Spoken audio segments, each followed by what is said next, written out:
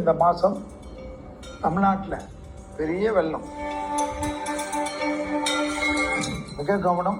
திருமலை திருப்பதிக்கும் அதிக எச்சரிக்கையுடன் இருக்கக்கூடிய அமைப்பாக காணப்படுகிறது.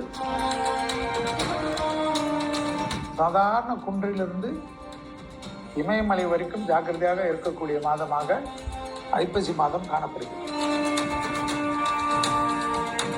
அதிகமாக மக்கள் வரக்கூடிய சமயத்தில் எல்லாம் போலீஸ் காவல் எல்லாம் அதிகப்படுத்துவதும், வாலண்டியர்ஸ் எல்லாம் அதிகப்படுத்துவதும், மக்களுக்கு சிரமம் இல்லாமல்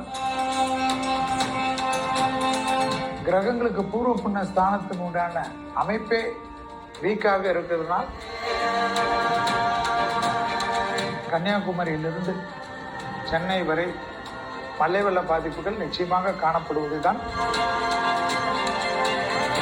பெரிய பெரிய விஐபிகள், பிரபலங்கள், முக்கியஸ்தர்கள் எந்த துறையாக இருந்தாலும்